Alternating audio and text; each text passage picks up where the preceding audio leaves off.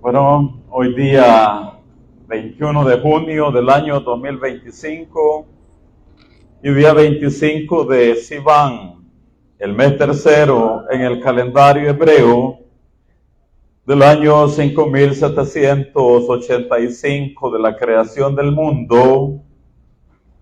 Vamos a continuar desarrollando Shlach Lecha, nuestra parashá de la semana. Así que Shabbat Shalom. Shabbat Shalom. Bienvenidos a estudiar Torah. Hoy parashá número 37. Llegamos ya a la número 37. Hemos recorrido ya de este ciclo anual de Torah. Ya recorrimos buen trecho también. Imagínense, llevamos sobre la parashá número 37. Y dado que son 54 en total, wow, el tiempo nos ha corrido. Bueno, déjenme decirles que el envío de los 12 Meraglim, o el envío de los 12 exploradores a la tierra prometida, fue por estos días. Hace 3.336 años. Y es que Moshe los envió del desierto de Parán un día 29 de Sivan. ¿Qué fecha tenemos hoy? ¿Fecha hebrea? Y el día 25 de Sivan. Así que Moshe envió a los 12 Nesiim, a los 12 príncipes, a los 12 Meraglim, a los 12 exploradores del desierto de Parán un día 29 de Sivan. Es más, la lectura y el estudio de la parashá todos los años coincide en la semana de su envío. Y eso sí ocurre siempre.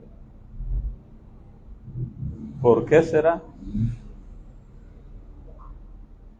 Todos los años. Todos los años. La lectura de la parashá coincide en la semana de su envío. Esto, por supuesto, no es ninguna casualidad. ¿Por qué será, Manuel? ¿Alguien tiene alguna idea?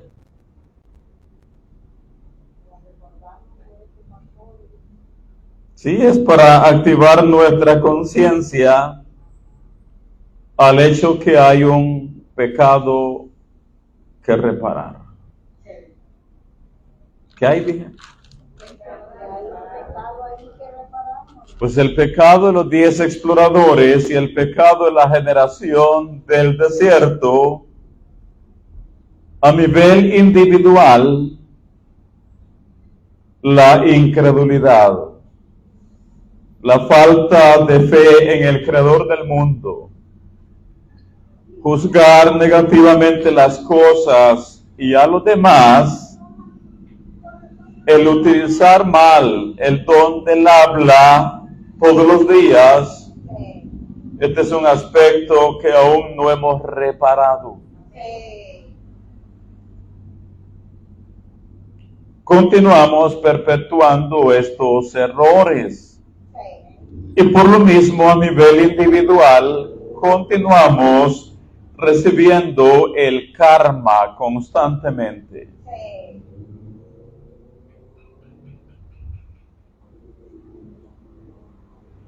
¿Qué recibimos constantemente?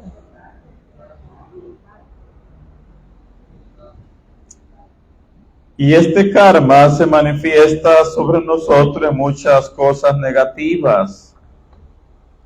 Por eso los sabios del Sod, los sabios de la Cábala nos dicen, los cabalistas enseñan que solamente puede caer un juicio sobre nosotros si juzgamos a los demás primero. ¿Cuándo puede venir un juicio, Haz Shalom, sobre nosotros? Cuando juzgamos nosotros primero. Si nosotros juzgamos a los demás primero, juzgar a los demás es peligroso, pero es a lo que somos más dados. Pero juzgar a los demás es peligroso en dos maneras. La primera es que atrae juicio sobre nosotros de parte del cosmos. El karma. Por eso es que uno tiene que tener un gran cuidado y por eso es que tenemos esta parashá.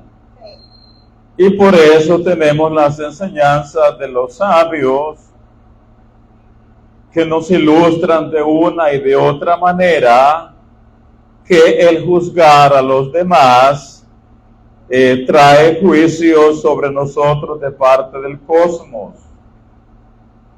Ustedes recordarán las enseñanzas de Yeshua. No juzguéis para que no seáis juzgados, porque con la misma medida con que medís, os volverán a medir. Eso significa que toda vez que nosotros juzgamos a las demás personas, quedamos espiritualmente desprotegidos. ¿Quién provocó esa desprotección?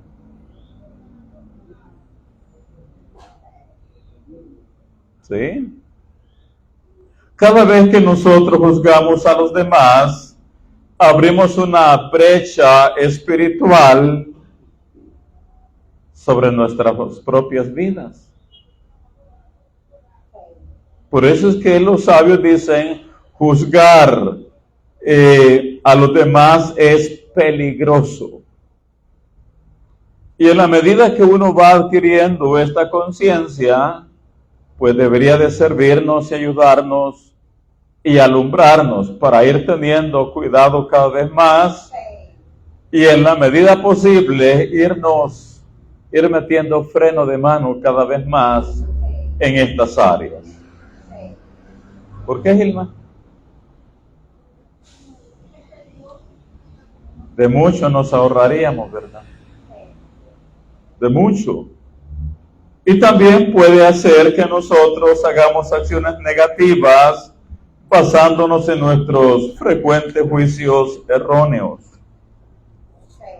Oiga, a nivel colectivo, el pecado del desierto es una área por la que seguimos teniendo consecuencias todos los años. ¿Se acuerda? ¿Qué es lo que dije, Rosa? Miren.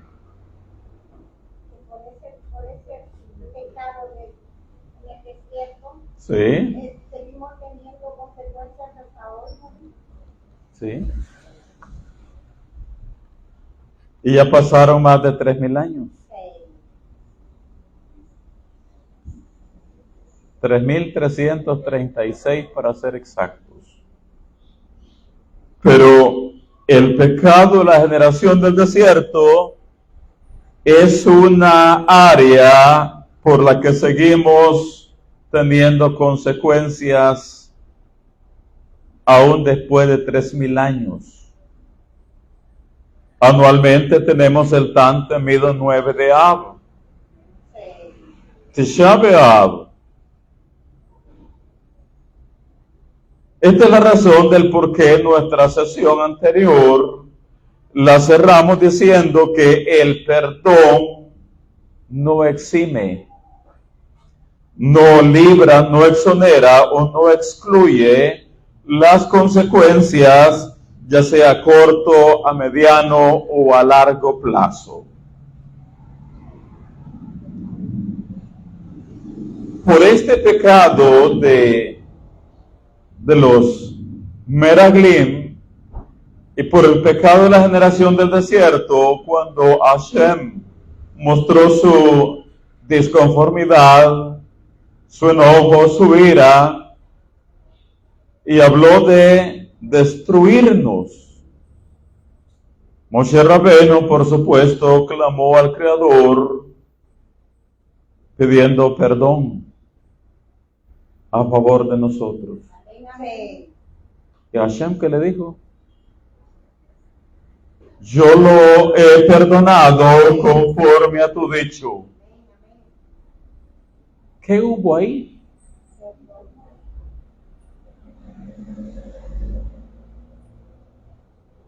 ¿Sí?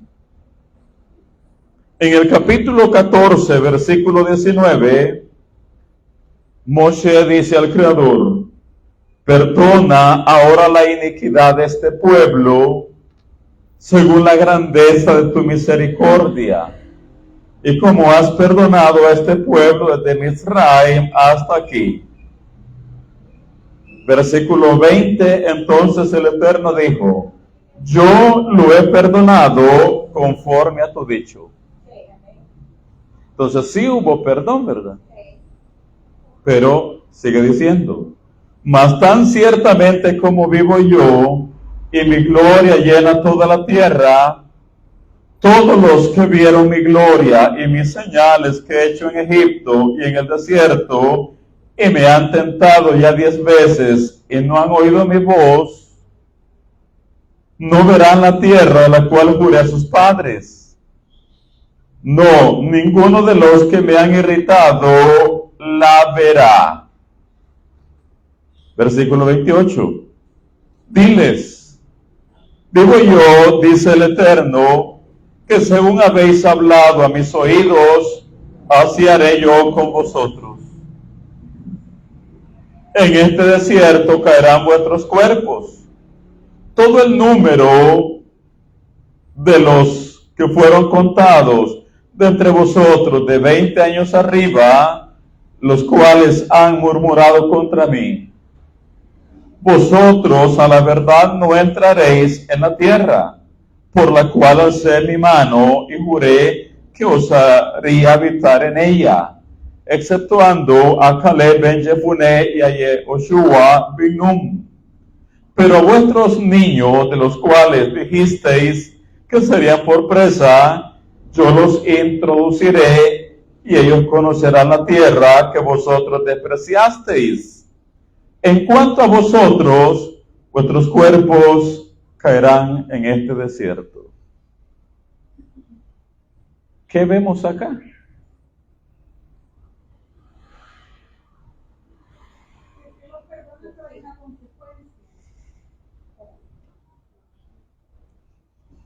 Es como cerramos la clase anterior.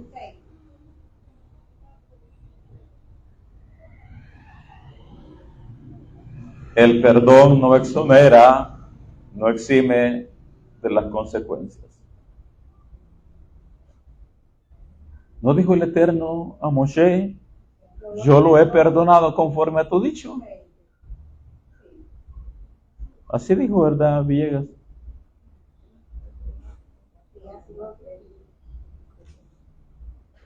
Pero ahora, ¿qué estamos viendo?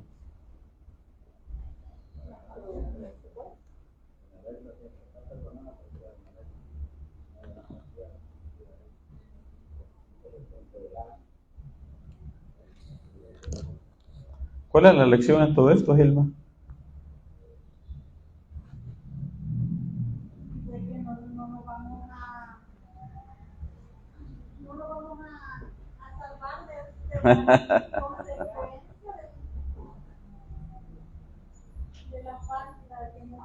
En parashot anteriores, en parashot anteriores hemos visto que, por ejemplo, si alguien defrauda al prójimo, traerá ante el Cohen una ofrenda y el Cohen hará expiación por él.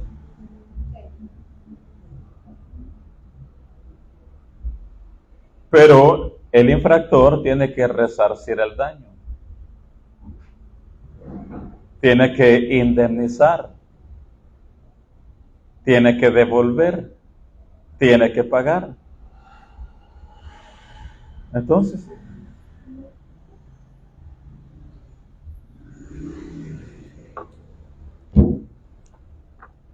dicen los sabios,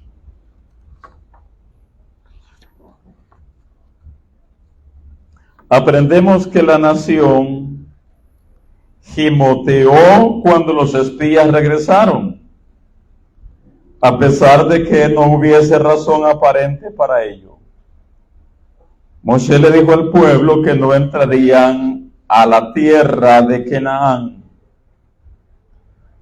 Toda la generación que se quejó moriría en el desierto y sus hijos entrarían a Canaán en lugar de ellos. Los Meraglim regresaron el 9 de Av, un día que históricamente es el día más negativo del año.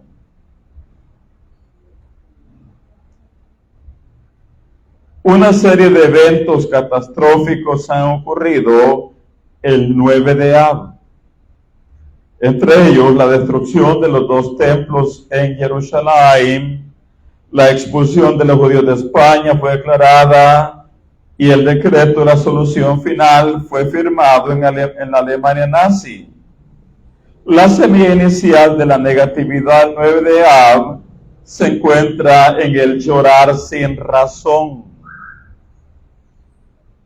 Entonces, a lo largo de la historia han habido consecuencias durante los 9 de Av.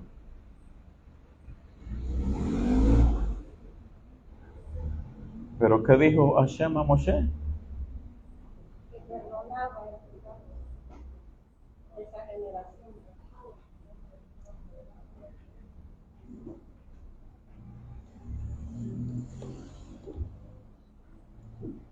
Oiga, cada generación expiamos un poco el pecado del 9 de Av del año 2449. ¿Qué dije, Manuel? Cada generación.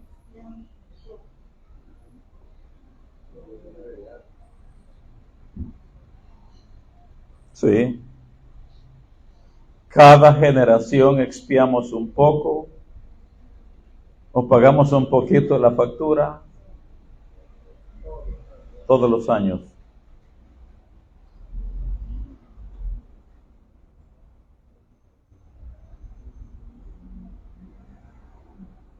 Si todo ese día 9 de Av todos los años entramos en aflicción del alma. Un ayuno de más de 24 horas.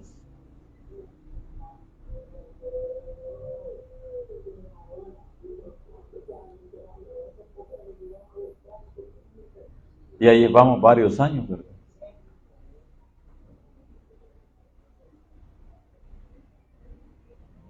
De hecho, previo a la semana el 9 de Av ya comienzan las expresiones de alegría a bajársele el volumen. Durante la semana previo al 9 de Av uno ya no se puede recortar la barba, el bigote, la cabellera, salas de belleza, alegría, fiestas, comer carne, beber vino, salvo en Shabbat o para alguna mitzvah específica. Y una vez entra la noche del 9 de Av, ¿cómo estamos, Susana? Sí, sentados en el piso.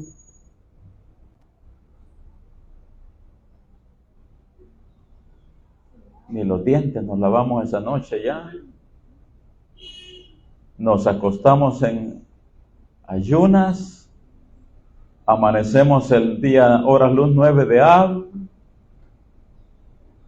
No nos bañamos. No vestimos cuero, zapatos de cuero. La Netilat Yadayim solo abarca hasta los nudillos de los dedos. No usamos fragancias, no usamos ropa espléndida, no comemos, no bebemos. Y estamos sentados en el suelo durante las horas luz también del día 9 de Av. ¿Y por qué eso, Manolo?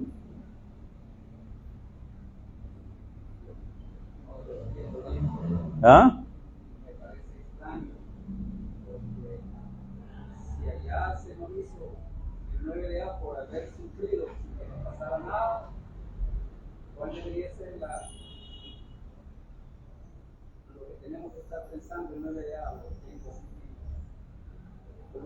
No hay que repetir aquello. Por supuesto que no hay que repetirlo. Lo que estoy diciendo es que cada generación expiamos un poco el pecado del 9 de Av del año 2449. Lorena.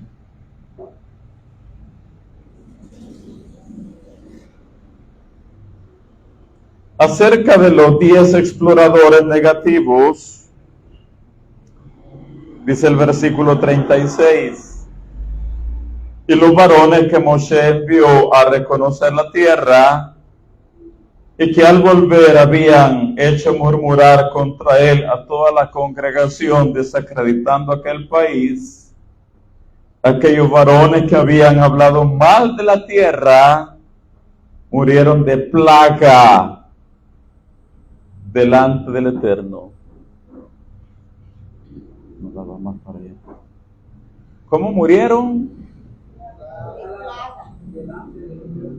Murieron de una plaga. Vamos a ver, ¿qué recuerdan ustedes? ¿Cómo murieron los 10?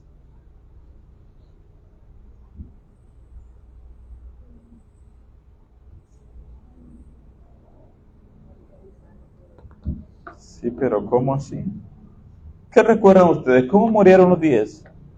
Oiga, el texto dice: y los varones que Moshe envió para reconocer la tierra, y que al volver habían hecho murmurar contra él a toda la congregación, desacreditando aquel país, aquellos varones que habían hablado mal de la tierra, murieron de plaga delante del Eterno.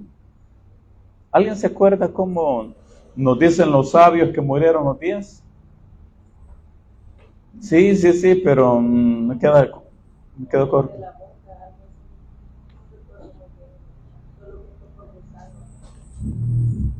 Bien, les recuerdo. Los espías experimentaron una muerte excepcionalmente terrible. Sus lenguas se extendieron milagrosamente hasta sus ombligos. ¿Qué pasó con la lengua de estos 10?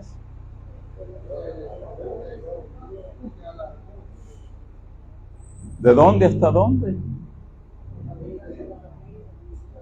Sus lenguas se extendieron milagrosamente hasta sus ombligos, y gusanos reptaron de sus lenguas, entrando a sus ombligos.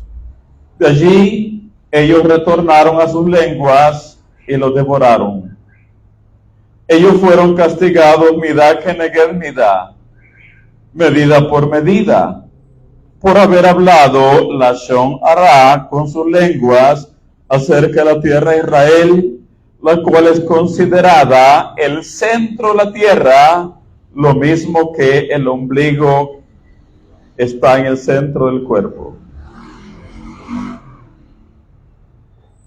Pero más allá de ver una historia, ¿cuál es la lección en esto?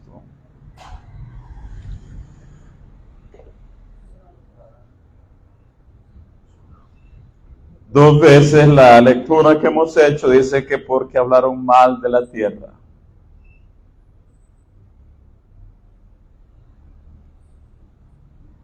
¿Qué vimos por la mañana? Es una falta gravísima hablar mal de la tierra.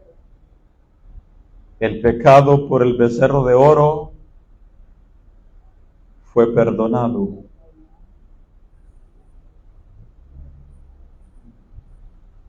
¿Sí? Y Hashem dijo, sigan adelante. Pero por hablar mal de la tierra, los sabios dicen que como es un pecado tan grave, aquí dijo, morirán todos en el desierto.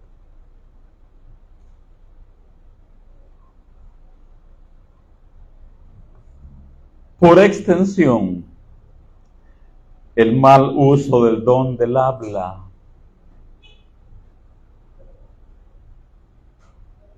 El mal uso del don del habla trae consecuencias gravísimas.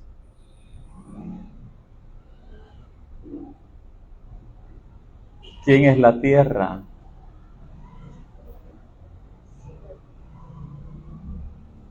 Adán.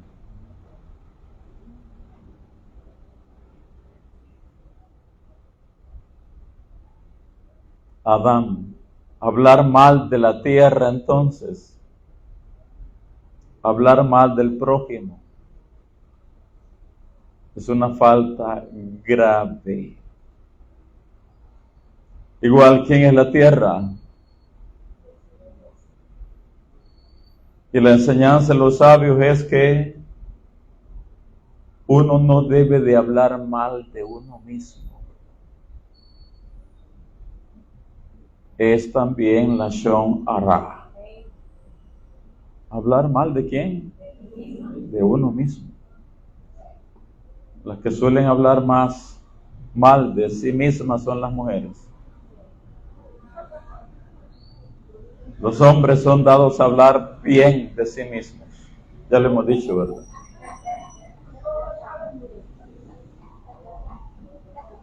Las mujeres se ven al espejo y comienzan a hablar mal de ellas mismas. El hombre se mira al espejo, una vez ha ido al gym y comienza a hablar, pero bondades de sí mismo.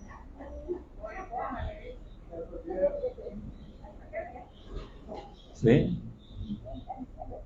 Sí, las mujeres se ven al espejo y comienzan a hablar mal de ellas. ¿Sí? El hombre una vez levantó unas pesas y ya está viendo ahí en el espejo y dice, ya se están viendo los cambios, dice. ¿Y qué culpa es?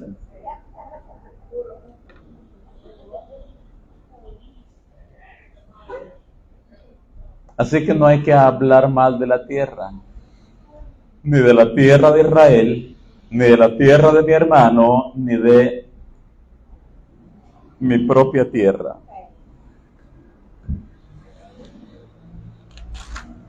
Según los sabios,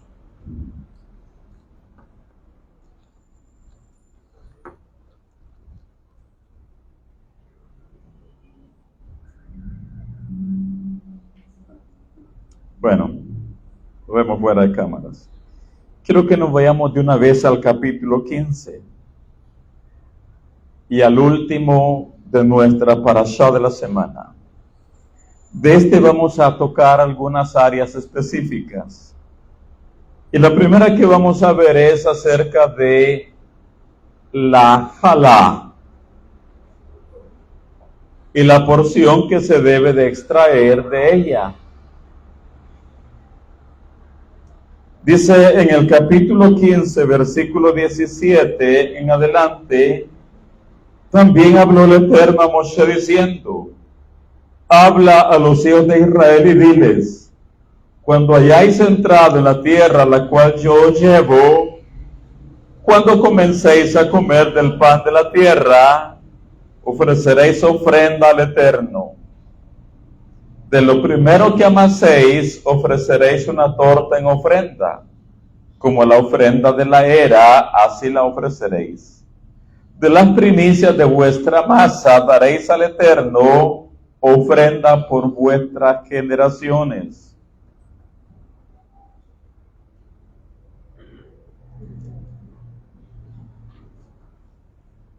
La misma de hacer la jalá, pan de Shabbat, por supuesto que no hay ningún problema si la hace un hombre. Pero por lo general esta mitzvah recae más sobre las mujeres.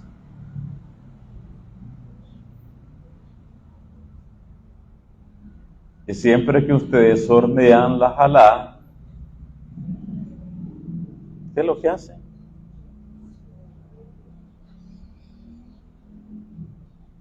Gilma, Extraen antes de hornear, extraemos un pedazo y hacemos la bendición. ¿qué bendición hace?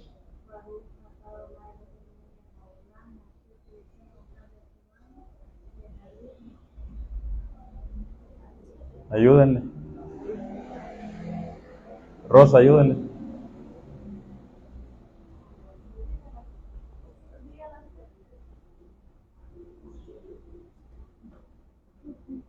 Está diciendo. Bien.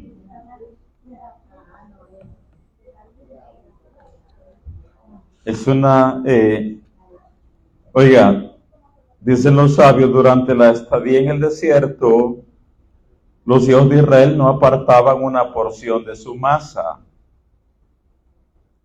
Ellos se vieron obligados en esta mitzvah solo después de entrar a la tierra de Israel. De ahí en más, cuando quiera que alguien hacía un homer de masa, de una de las 5 clases de grano, trigo, cebada, avena, espelta o centeno, era obligado a separar una parte de la masa, llamada jalá. La jalá era santa y era entregada al Cohen.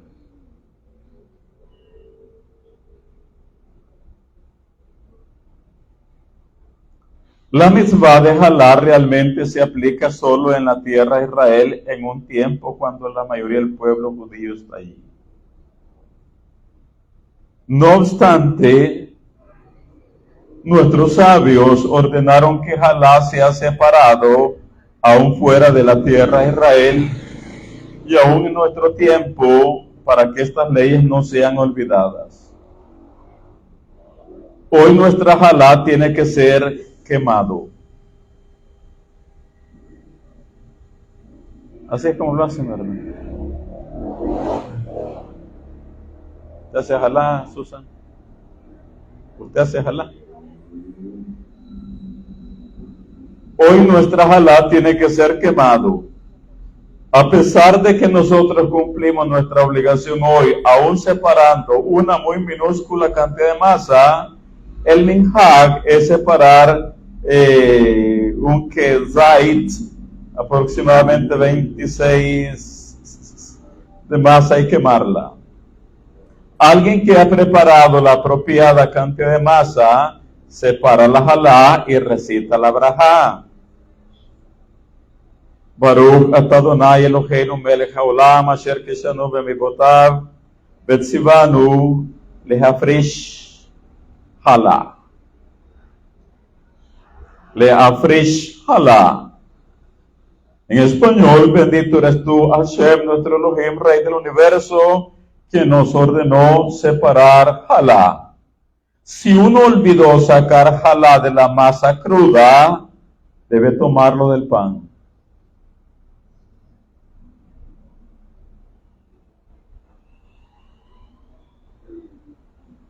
A pesar de que cualquiera en la casa puede separar jalá, esta mitzvah fue específicamente ordenada a las mujeres.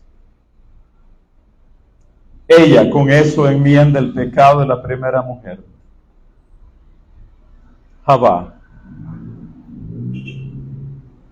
La mitzvah de separar jalá tiene el potencial de traer de regreso la pureza de espíritu que fue perdida por medio del pecado de Adán. De ahí que cumpliendo esta mitzvah, una mujer rectifica el pecado de Javá. Uno debería ser cuidadoso de cumplir la mitzvah de separar jalá. ¿Por qué razón? Entre otras,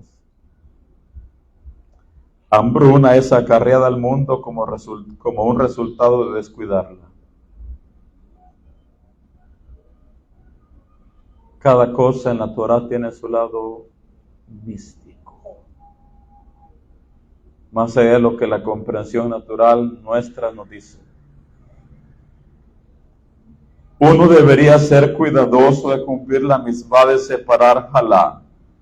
Hambruna es acarreada al mundo como un resultado de descuidarla, mientras que su observancia trae bendición material a la casa.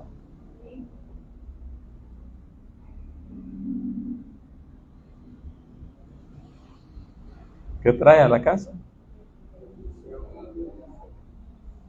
¿Cuándo? ¿Cómo? ¿Por qué?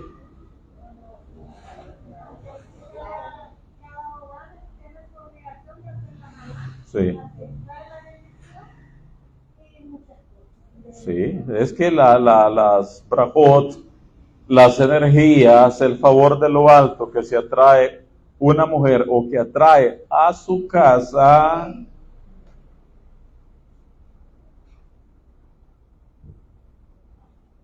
en ese sentido,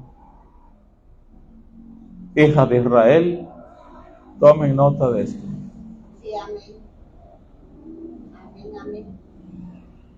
Tomen nota de esto.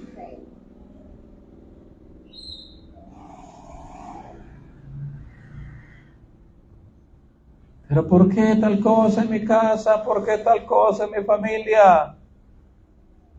Emplee esta mitzvah. ¿Cuáles son las consecuencias para el mundo cuando la mujer no hace la halá? Trae hambruna. Sí. Hambruna es acarreada al mundo como un resultado de descuidarla, mientras que su observancia trae bendición material a la casa. Amén, amén, amén.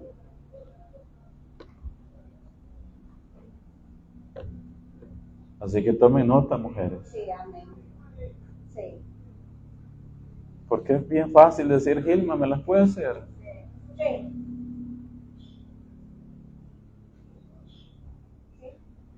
Y ella se la braja.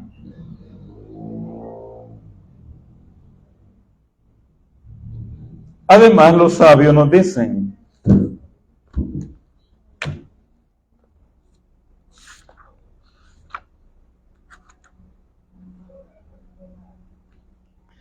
cada vez que horneamos pan, debemos retirar una pequeña porción de masa. Esta es otra arista. Cada vez que horneamos pan, debemos retirar una pequeña porción de masa para eliminar el deseo de recibir para sí mismo de esta. Durante la época del templo se removía una parte de la masa y se le entregaba al Cohen Gadol. Esto quebraba el dominio del deseo de recibir y creaba el potencial de compartir. Hoy en día no tenemos el Mishkan, el templo o el Cohen Gadol. Así que cuando horneamos, retiramos una porción y simplemente la apartamos. Y simplemente la apartamos para superar nuestro deseo de recibir para sí mismo. Cada mitzvah tiene una gran cantidad de aristas de enseñanzas. Con esto que hoy hemos recordado, mujeres, toda vez que ustedes hagan las halot, háganlo con esta conciencia. Sí. Háganlo con esta conciencia. Están potenciando al mundo, potenciando materialmente su casa. Están aprendiendo acerca que siempre uno debe de compartir. Sí. Separar para otro siempre. Después tenemos la enseñanza del profanador del Shabbat.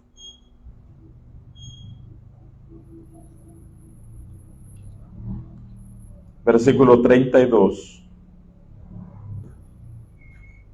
Estando los hijos de Israel en el desierto, hallaron a un hombre que recogía leña. ¿Qué día? Sí. ¿Qué andaba haciendo este hijo de Israel en Shabbat? Recogiendo leña. Y los que le hallaron recogiendo leña lo trajeron a Moshe y a Aarón y a toda la congregación. Y lo pusieron en la cárcel porque no estaba declarado qué se le había de hacer. Y el Eterno dijo a Moshe: irremisiblemente muera aquel hombre, apedréelo toda la congregación fuera del campamento. Entonces lo sacó la congregación fuera del campamento y lo apedrearon, y murió como el Eterno mandó a Moshe. ¿Qué comentarios tienen ahí sus torot?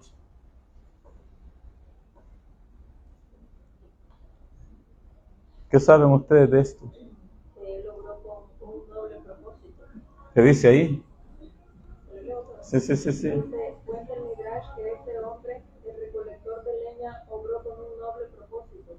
Cuando fue decretado que la generación del desierto no entraría a la tierra prometida, alguien podía malinterpretar que habían quedado libres de la observancia de los mandamientos. De modo que para evitar cualquier duda, este hombre, a sabiendas de que sería castigado, violó el Shabbat en la esperanza de que otros aprendiesen de su ejemplo y de esa forma se afirmasen en la senda de Hashem. Ese es uno, otro, no lo que sabe.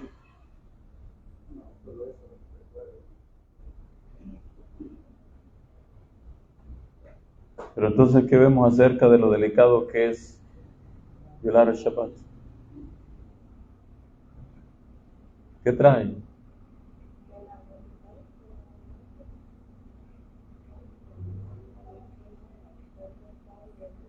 Y tan dados que somos a ellos, ¿verdad? Por cualquier 3 puntos suspensivos, dejamos el Shabbat. Sí. Por cualquier 3 puntos suspensivos, dejamos el Shabbat. ¿Qué trae la violación del Shabbat? Muerte. El principio sigue siendo el mismo. Quien no honra, quien no santifica, quien no hace Shabbat, muere.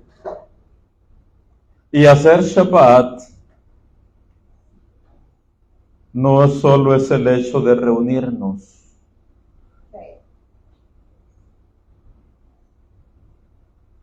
Honrar el Shabbat, ¿cuándo comienza? ¿Ah?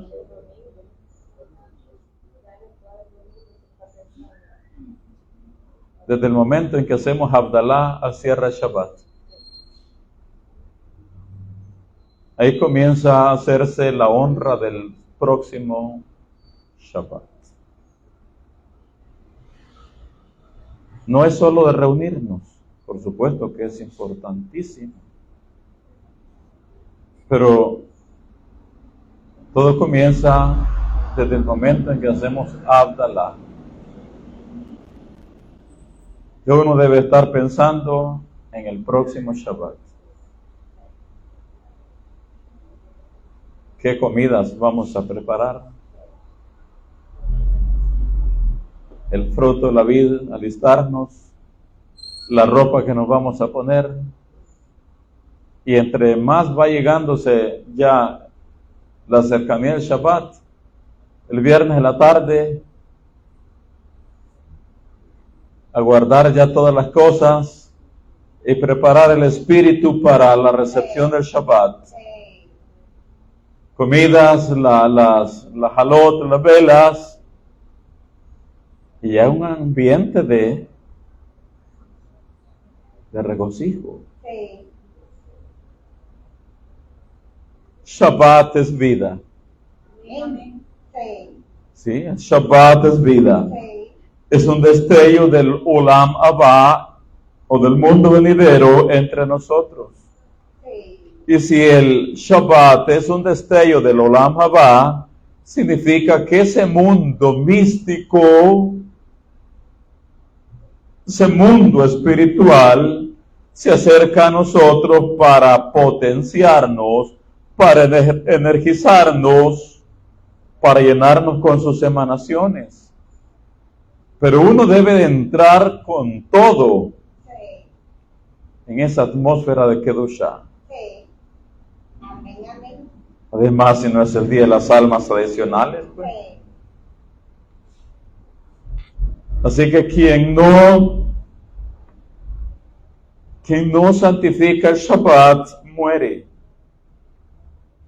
Y no estamos hablando literalmente. Sí. ¿En qué sentido muere? Bueno, si no se energizó, no comió, no bebió, no hizo kiddush nocturno, matutino, no disfrutó las 4 comidas del Shabbat, que tienen la energía, la chispa, la vida, la luz del Shabbat. Por lo tanto, no sé qué. ¿Sí? Y de igual manera, quien no hace Shabbat, la semana que viene, cuesta arriba. Sí. ¿Por qué cuesta arriba? Si no lleva la energía del Shabbat para toda la semana. No lleva la energía del Shabbat para la semana. Y cerremos con los tzitzit. Los tzitzit. Con esta enseñanza se cierra Shelach Lecha con los tzitzit. Dice versículo 37. El Eterno habló a Moshe diciendo: habla a los hijos de Israel y diles que se hagan franjas en los bordes de sus vestidos por sus generaciones, y pongan en cada franja de los bordes un cordón de azul.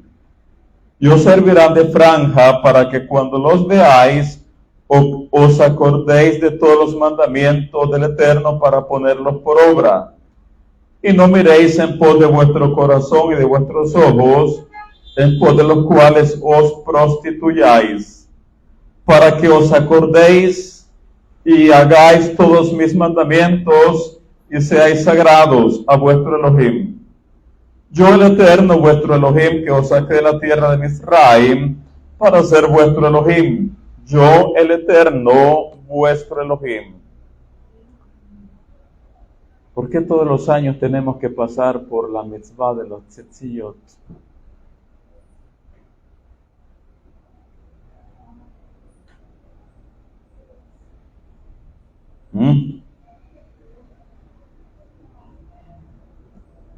Gilma. Pero pasa un año, otro año, otro año y otro año. Y seguimos estudiando de los tzitziyot. Y los hombres no usan talit katán. ¿Por qué entonces hay que estar pasando todos los años? Sí, para hacer conciencia. ¿Perdón? Sí. ¿Sabes qué dicen dicen algunos que solo está bien, que se enfocan en diferentes temas específicos de la parashá. Estamos en la semana de los tzitziyot, dicen. ¿Y por qué lo dicen, Margarita?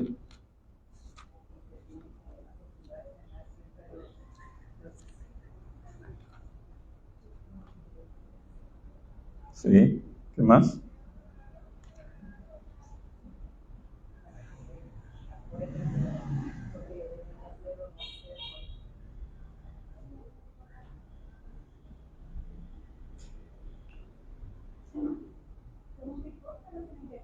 ¿Perdón?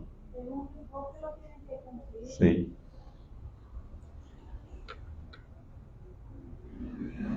Ayúdele.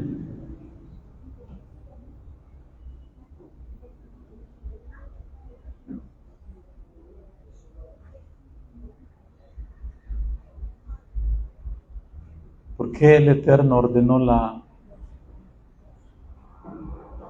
el uso de los tzitziyot?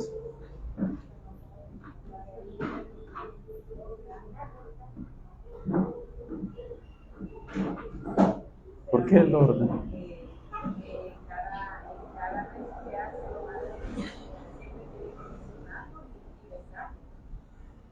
Sí, ahí estamos hablando del talit katán.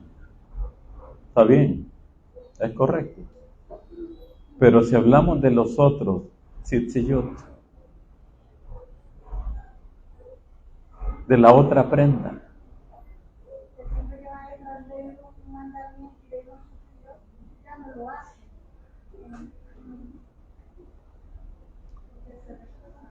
de hecho en hebreo dice Ureitem oto.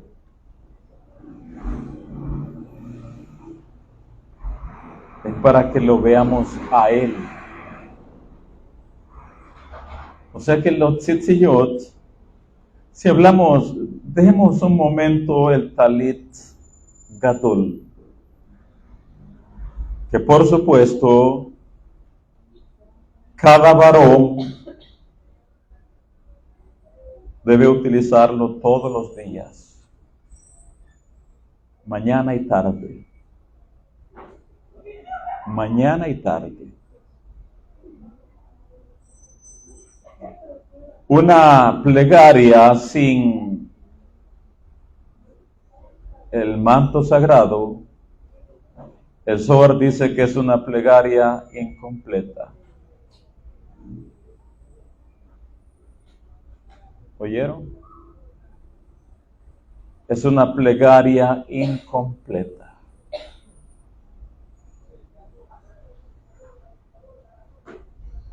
Cada varón debe de envolverse en el manto de oración mañana y tarde.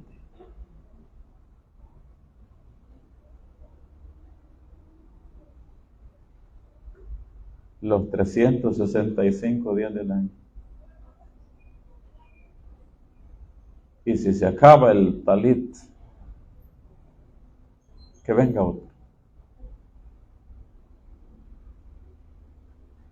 Pero ¿por qué el Eterno ordenó esto?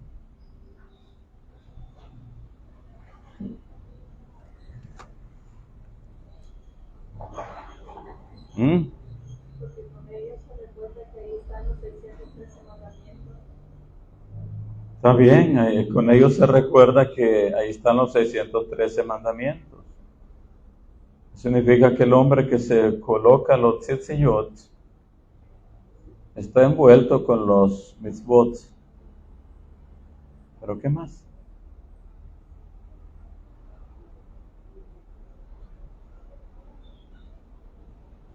Por eso les dije hace unos días atrás, la talla, ¿verdad? Y esto es cuestión de que es sí o sí. Es sí o sí. Si usted dice, pero utilizar ahí los tzitzit, el talit katán. Y no, por eso somos Aibrim, pues, Bene Israel. Ahí pasó un anciano restaurado ahí. La semana estamos con los tzitziyot este día, me dijo.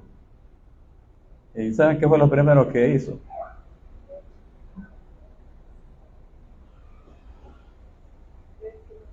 Voltearme a ver si yo los tenía colocados. La semana los tzitziyot.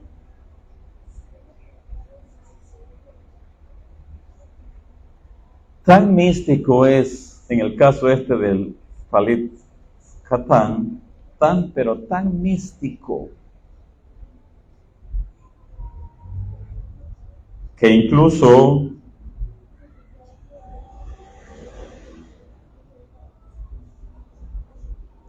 así duermen muchos Yehudim.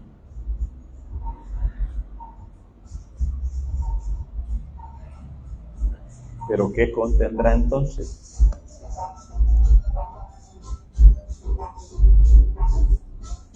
¿Qué contendrá?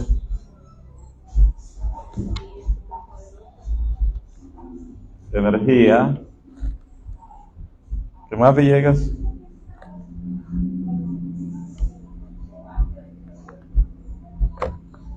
¿Qué tendrá? ¿Sabe qué dice el Zohar acerca del uso en este caso, Talit Katán? Dice que aleja a los entes negativos. Aleja a los entes negativos. O sea que el Talit Katán incluso es para el hombre una segula. El Talit Katán para un hombre es un símbolo místico de protección contra el mundo espiritual negativo. El uso del Talit Katán, el mundo de la oscuridad ve.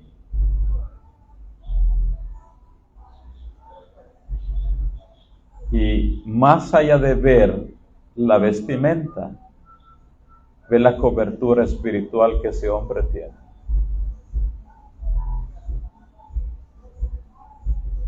La cobertura espiritual que ese hombre tiene. Así que cerramos. Dice, y el Eterno habló a Moshe diciendo, habla a los hijos de Israel y diles que se hagan franjas en los bordes de su vestido por sus generaciones, y ponga en cada franja en los bordes un cordón de azul. Y os servirá de franja para que cuando lo veáis os acordéis de todos los mandamientos del Eterno, para ponerlos por obra. Y no miréis en pos de vuestro corazón y vuestros ojos, en pos de los cuales os prostituyáis, para que os acordéis y hagáis todos mis mandamientos y seáis sagrados a vuestro Elohim. Yo el Eterno, vuestro Elohim, que os saqué de la tierra de Misraim, para ser vuestro Elohim. Yo el Eterno, vuestro Elohim. Bien, vamos a dejar acá la transmisión. Hasta acá llegamos con Shelach Lecha, nuestra parashá de la semana. Nos quedamos fuera de cámaras para ampliar todos estos conceptos. Así que para toda nuestra audiencia virtual y presencial, para todos, Shabbat Shalom.